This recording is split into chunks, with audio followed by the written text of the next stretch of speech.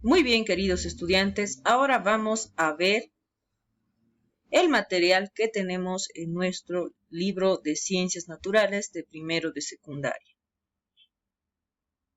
Para lo cual es muy importante que prestes mucha atención. Primeramente, abre tu libro en la página número 28. En la página número 28 nosotros tenemos la unidad 2 que titula El origen de la vida en la Tierra. Aquí nosotros podemos ver distintos tipos de fósiles, como también habíamos mencionado en la clase, ¿no? Vemos lo que son los insectos y distintos fósiles de distintos seres vivos que han dejado su huella de existencia en la Tierra. Nos dice que a través del registro de los fósiles, como huesos, huellas, heces, etc., podemos conocer algunos de los organismos que vivieron hace millones de años en la Tierra.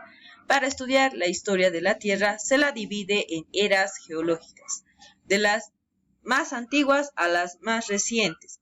Estas son la era precámbrica, la era paleozoica, también la era mesozoica, y también la era cenozoica. Observando estas fotografías, vemos un poco de lo que son las teorías que también hemos visto, ¿no? Actualmente nos dice la teoría más aceptada sobre el origen de la vida en la Tierra es el de la sopa primitiva, que sostiene que la vida se originó a partir de ciertos elementos que existían en la atmósfera primitiva de nuestro planeta. La era paleozoica es conocida como la era de la explosión de la vida, porque surgieron gran cantidad de especies y además se dio un evento de gran importancia, la conquista del medio terrestre.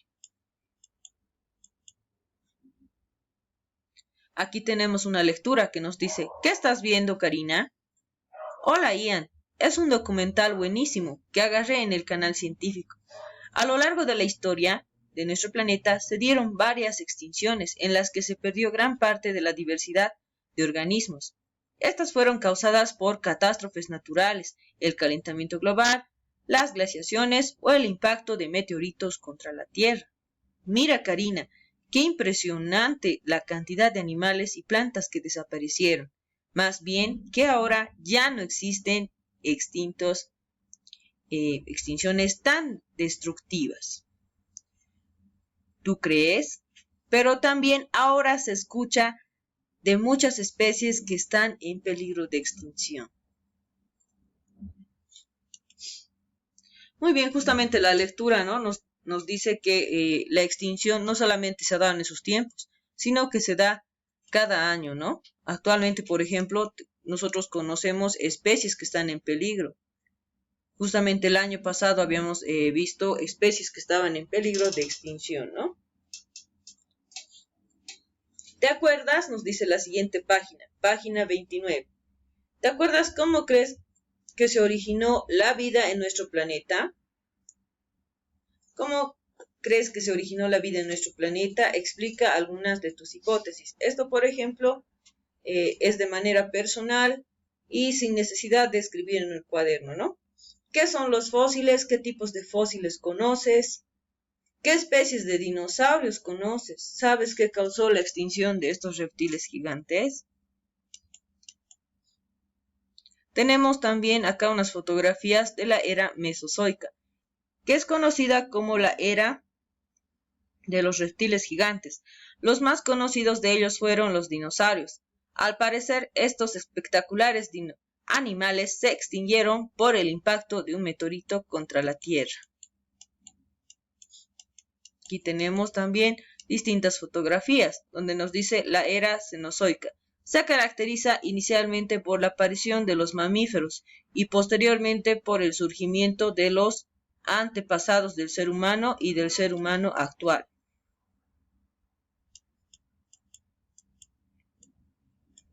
Y acá nos dice, ¿no? Reflexionamos para decidir mejor. ¿A qué nos referimos cuando decimos que una especie está en peligro de extinción?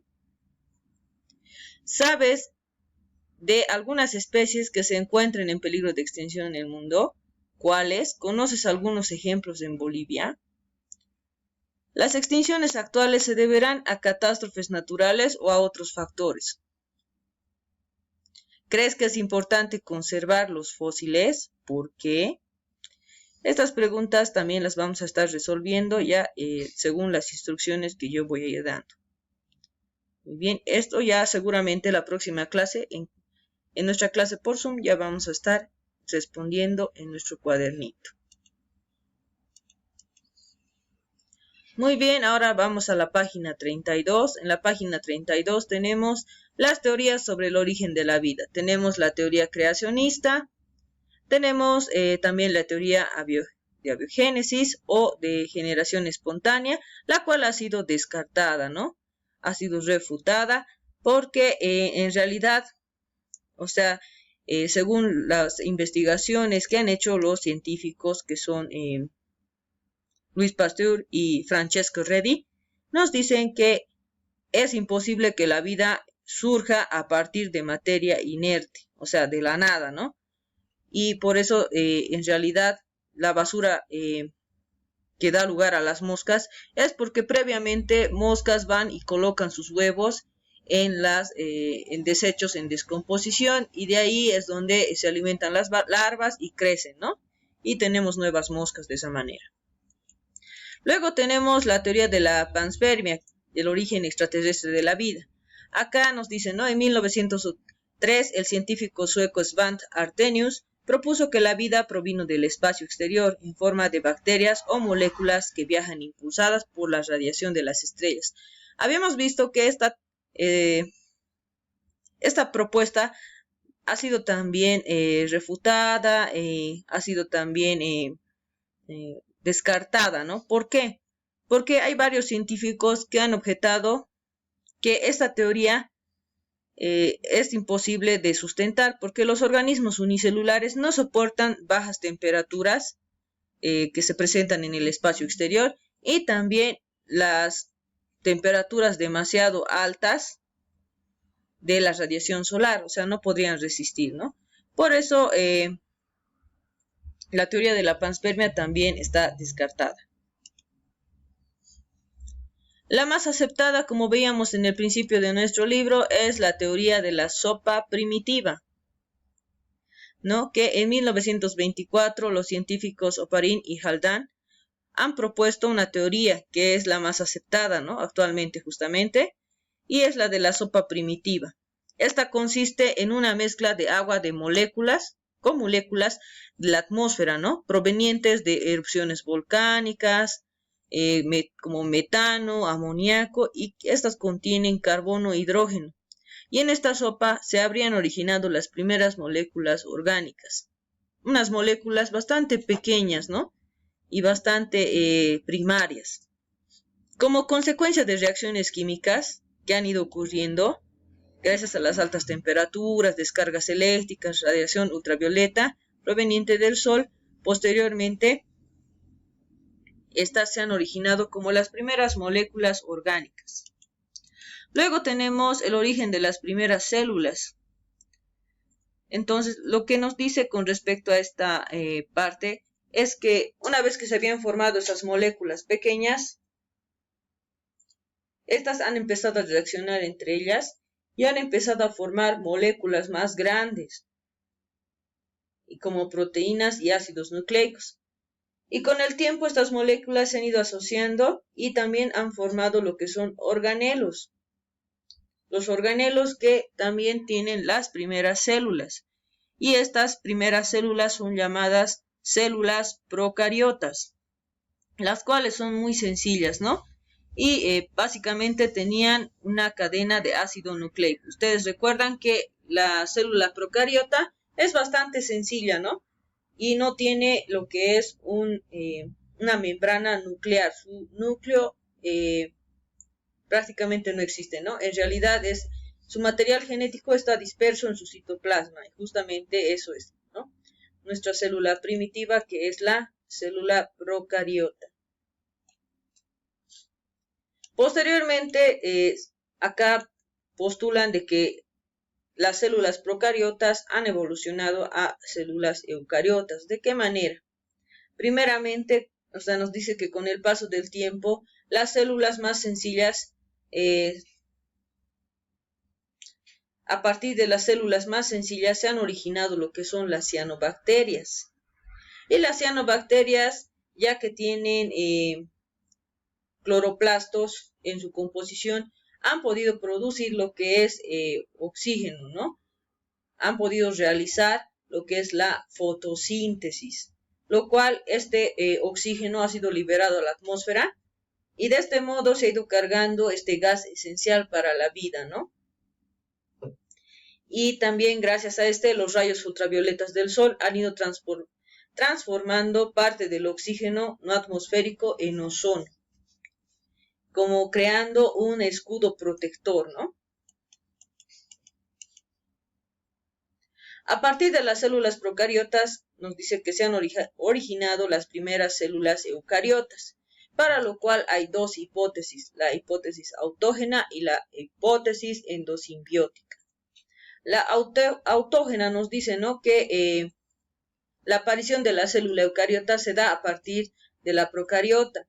Esta había desarrollado, nos dice, un sistema interno de membranas que ha dado lugar a organelos celulares. De esa manera surgió la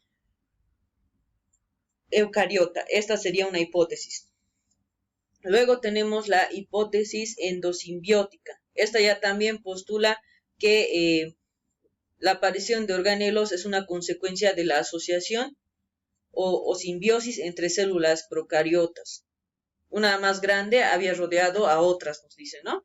Y de esa manera se ha ido formando lo que es la célula eucariota y también sus distintas sustancias internas, ¿no?, de la célula eucariota.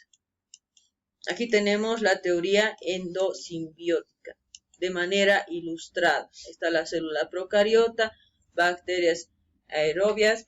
Muy bien, aquí entonces tenemos células ya con mitocondrias, porque esta ha consumido a estas, por medio de simbiosis, las ha ingresado dentro de ella y justamente, ¿no?, así vamos viendo lo que da lugar a la célula eucariota animal y a la célula eucariota vegetal, gracias a la diferencia, ¿no?, que tiene. La célula vegetal tiene cloroplastos, lo cual le permite realizar la fotosíntesis, ¿no? Muy bien, entonces pasamos a la actividad que ustedes deben realizar. En lo posible lo vamos a realizar en la clase y lo que quede, por ejemplo, con esta pregunta número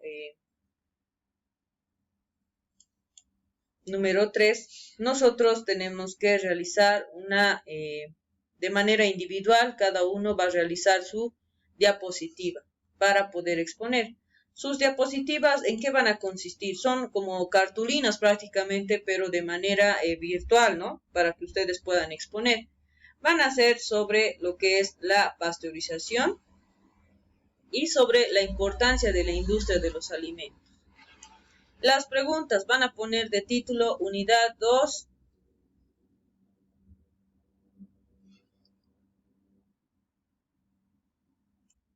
Teoría sobre el origen de la vida. Eso es lo que vamos a poner de título acá. En nuestro cuadernito, en la parte de actividades, ustedes primeramente con bolígrafo rojo colocan Unidad 2, Teoría sobre el origen de la vida. Luego colocan con bolígrafo rojo igual en su cuaderno, aplicamos lo aprendido.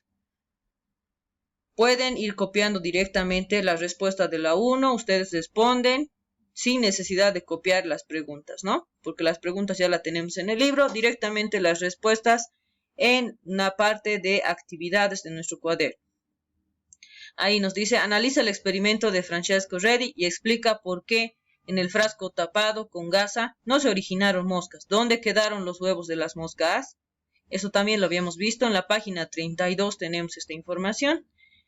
El punto 2 nos dice, en el experimento de Pasteur, ¿a qué crees que se deba que en los matraz crecían microorganismos cuando el caldo de cultivo tocaba el cuello del cisne o cuando el matraz se rompía? Eso también lo tenemos en la página 32.